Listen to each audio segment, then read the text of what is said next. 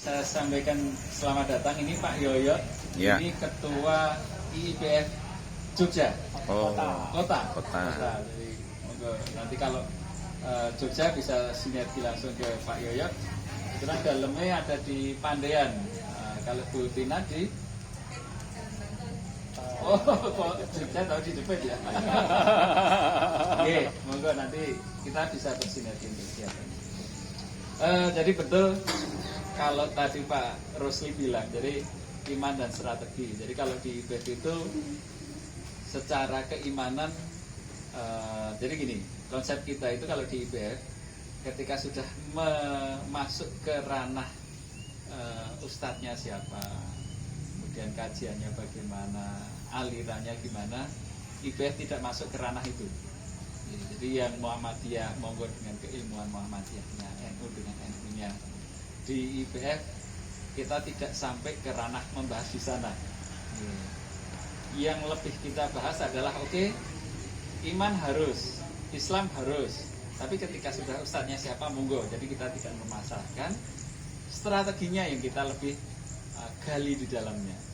Nah, makanya ketika di IPF, makanya kadang ada kok IPF nggak terlalu Islam banget ya. Nah, ada yang kemudian memberikan penilaian seperti itu. Karena apa? Dia merasa kok nggak ada kajian secara ini itu. Nah, di IPF memang kita sedikit membatasi untuk, karena di kita keanggotanya lebih beragam. Nah, di situ untuk menjagain, bahasanya kita itu menjagain untuk biar semuanya nyaman, maka di sini kita tidak bahas, tapi harus. Jadi harusnya itu monggo silahkan ngaji ke ustadznya masing-masing. Nah, strategi ini yang di IPF lebih dikuatkan. Di strategi bagaimana kita itu bebas lilitan hutang, strategi bagaimana kita itu menghandle perusahaan itu, tahu tentang finansialnya perusahaan, strategi bagaimana kita itu tahu caranya beli dan jual bisnis. Nah, itu yang lebih kita kuatkan di sana. Hanya cek ilmu keimanannya itu tetap. Nah, mungkin itu yang prolog dari saya, lebih teknis langsung ke Mas Ferry. Moga Mas Ferry. Apa gimana Pak Bapak? Oh iya tuh. Oh iya. Oke, jadi kalau tentang debt center tuh kan kalau dari IPF tuh sebenarnya udah ada semacam kurikulumnya ya kan, ada workshopnya debt center, kemudian finansial literasi, kemudian business mastery. Nah, sebenarnya tiga itu berkaitan untuk kita setara strategi keluar dari lilitan hutang gitu.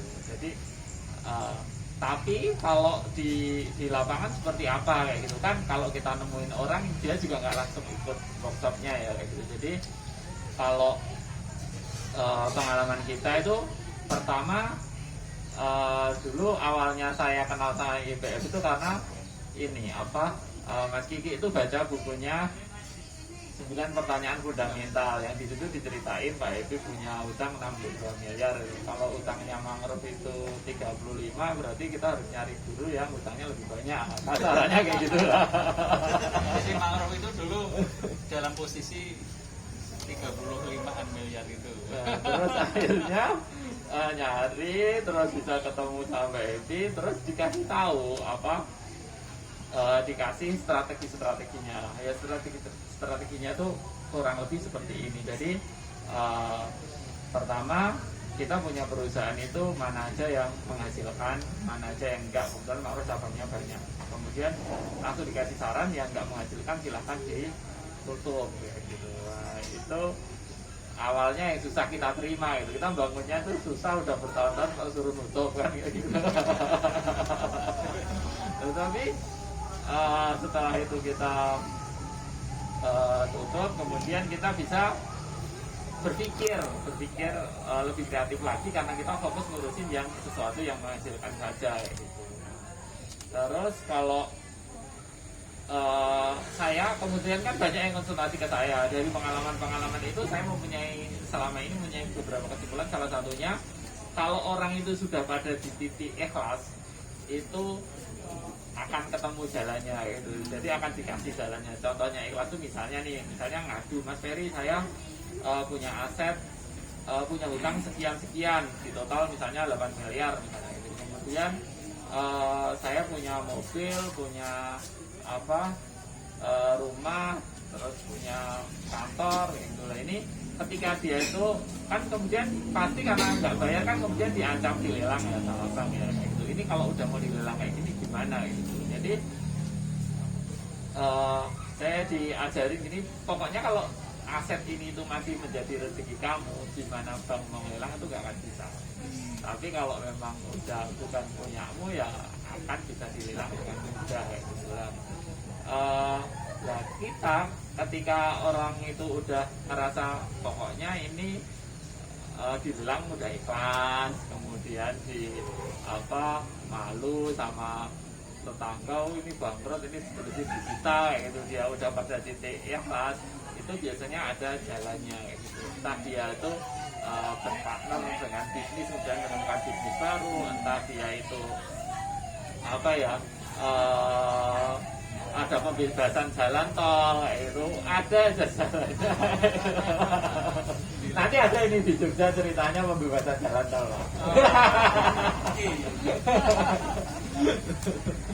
Itu akan ada jalan yang tidak disangka-sangka untuk nyelesain.